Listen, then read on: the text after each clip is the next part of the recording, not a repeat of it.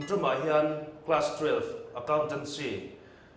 issue of shares at per the topic kan zir dona ni accounting treatment kan zir dona hemi accounting treatment hanti hianin company na share an issue thil an record dan zong journal entry te ledger le balance sheet an siam te kha accounting treatment kan ti chu anita ni chumi ma chuan abul puiber an share structure an share kalphung an classify dan an than dan kan hre masa phot don ani ama sabera chuanin authorized share capital kan ti ani authorized share capital entir nan X limited omta X limited hian share capital atan cheng nuai nga lo nei ta se chumi cheng nuai nga chu unit te an theng thanga chumi unit khat chu cheng som lo ti tai la chuanin share company na anei chu singa alo ni don ti na ni 50,000 shares an nei ti na ni chuanin hemi share unit khat cheng som an ti hi aming danga chuanin face value kan ti a chuanin aming dang le chuan nominal value po ti pon an soi ni chuanin authorized share capital hi hun nia lian deuh a then than le ni ta pakhat na chuan share an nei zong singa taka sing thum kha lo issue taila chu issued capital antini sing thum an issued ta chuanin issued object chuanin mi pui hne na an hrat chhuah tina ani an apakhat dang le chuan hrat chhuah ve lo khami kha unissued capital anita chu share sing ni kha la hrat chhuah ve lo anita ni chuan issued capital a hianin subscribe amje chu mi puya an hrat chhuah ka initial public offering an ti a chuta chuanin an hrat chhuah ka investors te le mi sang mi pui sang khanin an rol leita khan mi an share kha chuan chumi chu subscribe capital anita subscribe capital po hi chiti in ala thliar ran le theia chu subscribe and paid up ani theita a omzia chuanin hemi share price kan ti unit khat cheng som kan ti kha face value kan ti bok nominal value kan ti bok kha heti hian installment angin an then thanga 2 3 4 1 lo ni ta se a omzia chuanin apakhat na ber hi application lo ni ta se pathu panhi na hi allotment lo ni le ta se pali na hi first call lo ni ta se pathum apali na hi second and final call lo ni ta se kha hemi hi company na shareholder te hena pevek tura ati a an pevek khan fully paid up anita ni chuan adang le chuan subscribe but not fully paid up kan soi tong khan installment angin an pe a share subscribe to te khan chumbia chuanin paid up a chuan 2 3 4 khanita se helai theng chok share second and final call an pek velo khan hemi category hian om ti na alo ni theita ani chuan tu na kan zirtur ber chu accounting treatment ani issue company na share and issue a accounts and maintain dan kha kan zirtur ber chu ani a tuna question kan solve donang X Limited issue 50,000 equity shares of rupees 10 each at per payable as follows: on application rupees 2, on allotment rupees 3, on first call rupees 4, on final call rupee 1. Applications were received for 50,000 shares. All the shares were fully subscribed and paid up. Theih, pass necessary journal entries. Journal entries can pass doon ani. Chumbi chu accounting treatment kan ti chu ani tani. Chuan helaya hian question analysis kan siam lapang question hi kan analyze ang QA tin kan danga number of shares issued kan tenga anwaya all samzongin chuan applied kan tileang exact ngen applied applications were received for 50,000 shares ania 50,000 shares kan issue za chi an apply kan da tuna chuan installment hi again yang kan di chuan installment pakhan na chu application a han cheng ni allotment a cheng thum first call a cheng ni final call a cheng khat ti na di ta ni chu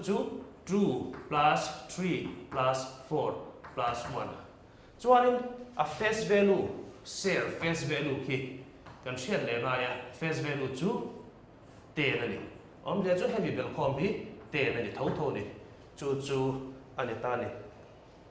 chuanin journal entry tuna align kan siamonga chuanin kan pass chandon ni journal entry line ti hian kan siamonga hela hi date kalamania hela hi particulars tia kan soichin a ani hela hi lf ani ta ledger folio ni chuan hi debit rupees ani aga credit ani aga rupees ani ta ni chuanin journal entry kan pass do nanga kan soi to ang khanin X Limited chuanin share singan issue chuan singai nan apply anron apply khan application le money paisa alo lutani chumi paisa chu journal kan lo journalize don ta chumi a chuanin engting e kan tian a question in date min pek lo wangin date chu kan ngai pe mo ri lo wang chuanin paisa kan dong don ta ni bank kal tangin bank account debited to engwingin nge kan hu share application ani ta ni share application chuanin narration antia chu tuna journal entry kan pass na kan fill fia na kha narration so alam ni ta ni narration kan si ama sang share anon apply kha 50,000 ani application money on 50,000 shares at the rate of rupees 2 per share received kantia chu 50,000 e chuanin 5 2s are 10 1 lakh ta hian debit side ta nianga share application credit side ta hianin 1 lakh kanda chuanin kan line leang tian chuanin hei kan transfer leang share capital a share application account debited to share capital account chu narration kan ziak leang transfer of share application to share application money to share capital account tin kan da chuanin 1 lakh 1 lakh. Adot le a second installment chung cha kan soyang chu rupees 3 khani allotment kan pedon ani tuna chuanin company na share allot don letter application of muzoa allot sakdon kan letters of allotment apechin ani letters of allotment apek rual chuanin an poisa pek le tur allotment money kha ron pe turin a hriat tir ta thin ani chumi chu omzia chuan kan make due don ni omzia chu allotment kha share allotment account debited to share capital account. Antiya. Chuanin hala hian narration chuanin being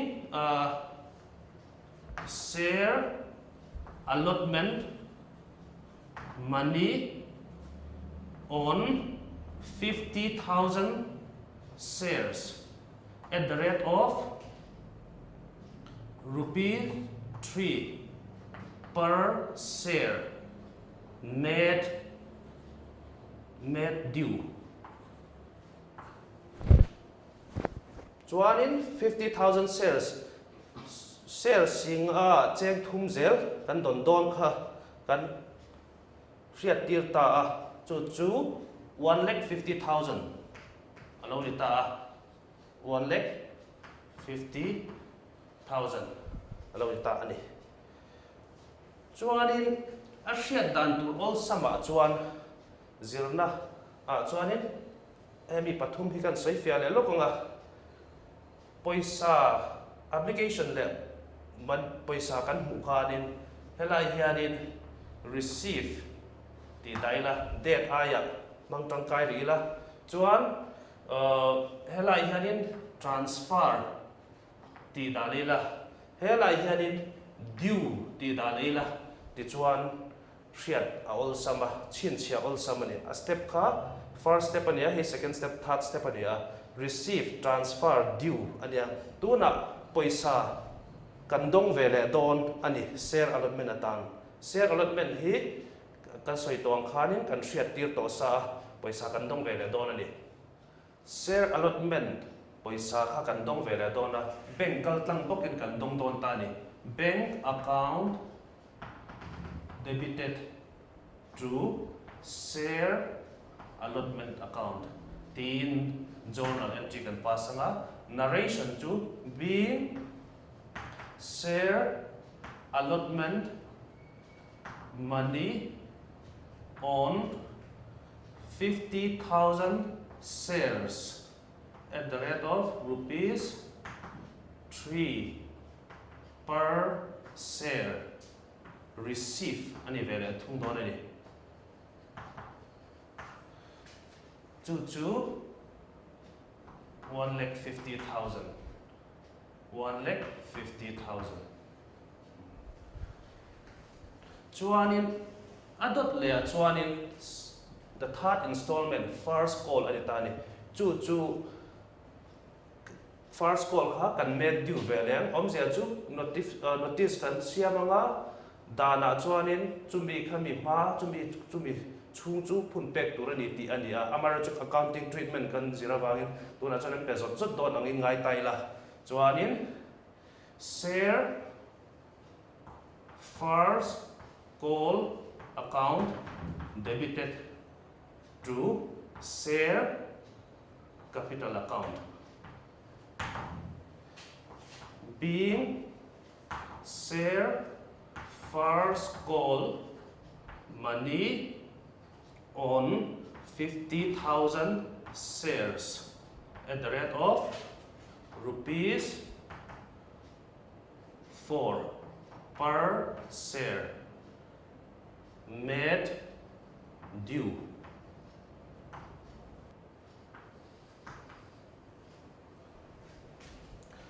Chuanin ni china kan soi kha a step kha a first step second step start third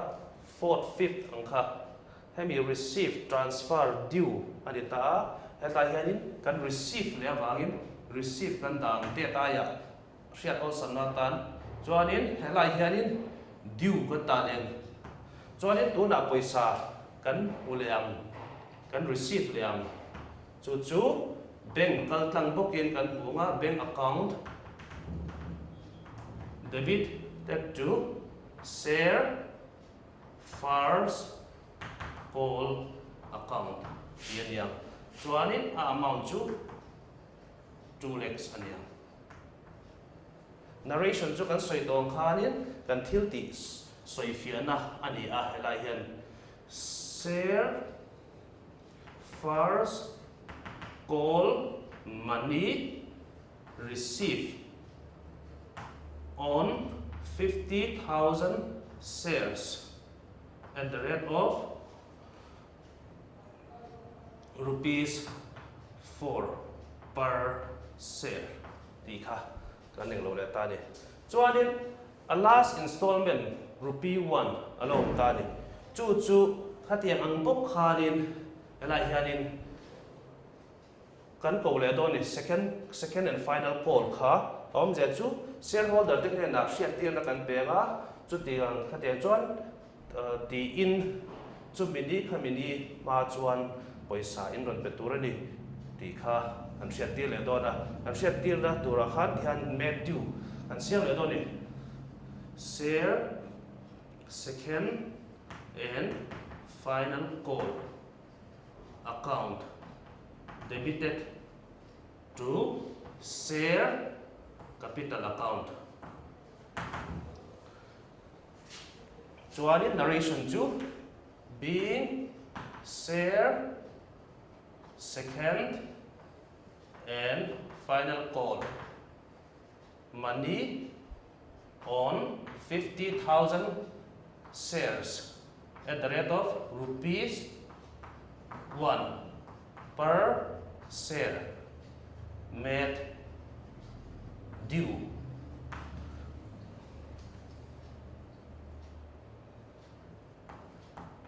$50,000.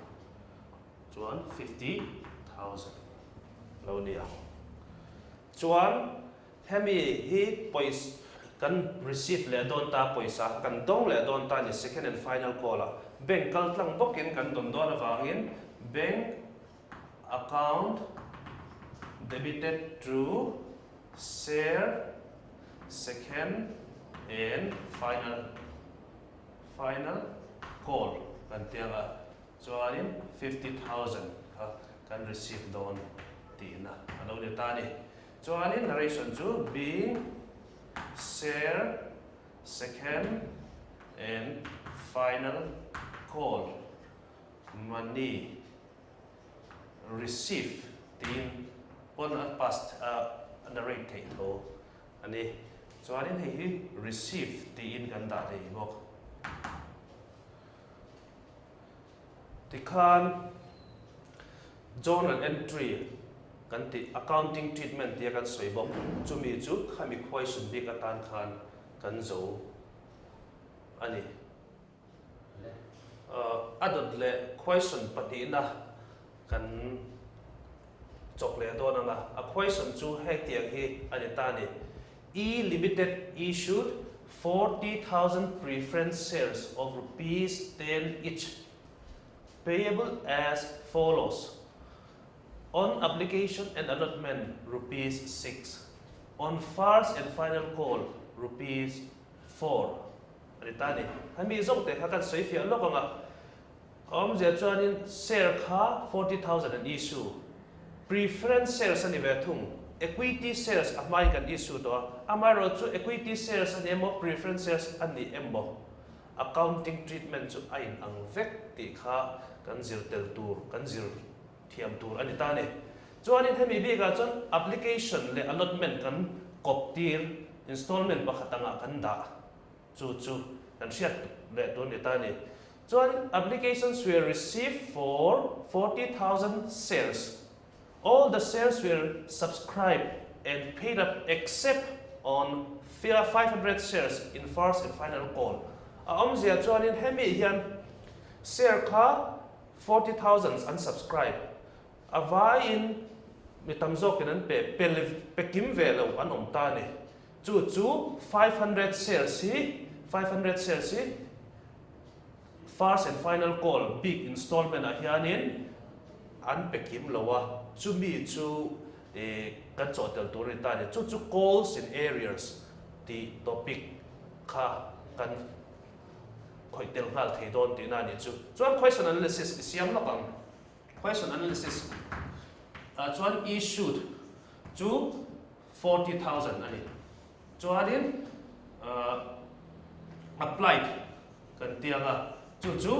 40,000 ani le ta ni chuanin installment kan ti kha na chila bi apro khan installment kha 6 plus 4 ani a face value chu chainsaw kan ti to kha face value ziak thim thimang riat chianna tan nominal value ti pon thriat chuanin adot le helai hianin calls in areas om ta ni calls in areas om ta chu ega kan ti chuan 500 shares unpack lo kha calls in areas om zia chu pe share first and final call pe tura company na riat tir to ma se pe kim ta lo kha an oma chu share zanga ani ta ni 500 shares in first and final call tin kan da chuan riat on sum tuna journal entry line kan siama hei hi date kalamania particulars ledger folio debit credit ani chuanin journal entry kan pasang company in application le poisa alo muta chu an huna ming chu application and allotment ani ta ne chu bank kal tlang zenin poisa kan bur angai vangin tihian bank account debited through share application and allotment ti kan da la chuanin narration kan siak ma sa ang narration chu kan soi tong khan kan thil ti journal entry kan pass kan explain na ani kha application and allotment money on 40,000 shares at the rate of rupees 6 per share receive kan huna kha lo ni ta ni chu 4624 ani chuanin 2,40,000 alo ni thei ta ni 2,40,000 kan hule ta 2,40,000 chuan hey first step ania second step chu kan transfer ang hemi share application and allotment his share capital kan transfer ang chu tihan kan pass veleng journal entry share application and allotment account debited to share capital account tin kan da 2,40,000 2,40,000 chuan narration kan siam liang narration share application and allotment transfer to share capital account tin anda liang chuanin a second installment kan en liang on first and final call kan tianga chu second installment a chuanin share first and final call installment chungchang tuna journal entry kan pass dan tu chu hetiang hi share first and final call account debited to share capital account narration chu share first and final call money on 40,000 shares at the rate of rupees 4 per share made due kan ti don ni chuanin 4 4s are 16 ania 1,60,000 paisa kha kan hule tur alo ni ta ni chuanin hemi kan question big a hian calls in areas kan de kha kan soi to kha mi pakhatin share zanga man kha aron pekim lowa chu engting nge kan treat ang calls in areas account kan maintain ang chu ta chuanin bank account kan tianga bank account debited calls in areas account debited to share first and final call account ania chuan omzia chu amu kan mu kim lo kha calls in areas chu alo ni ta ni calls in areas du le kan chun ma sa theya chu 500 into 4 alo ni ta ni 5 4s are 20 ania 2000 tina alo ni ta ni chu 2000 he tai kan da lok thei chuan poisa kan mu tur jong jong 1,60,000 atangin 1,60,000 atangin 2,000 kan pai chuan 1,58,000 chiat poisa kan mu don tina ni chu 1,58,000 chiat chuan helai hi 1,60,000 alo lan le thawang chuan in narration chu share first and final call money on 40,000 shares at the rate of ₹4 per share received except on 500 shares ti khakan narration chu alo de don ta ni chuan in hei hi alternative entry om theia calls in areas account maintain lovin chu le khabua sang sanga po ani theia ti hian journal entry apas le thei ani bank account debited to share first and final call account ani anga amount da chuan in 1,58,000 1,58,000 tin ada thi tal bokani an narration ro chei angre calls in areas account and maintain lo alternative entry hi azirna ni vangin thiamtel athane ti zong kha tuntuma kan ti thei chu ani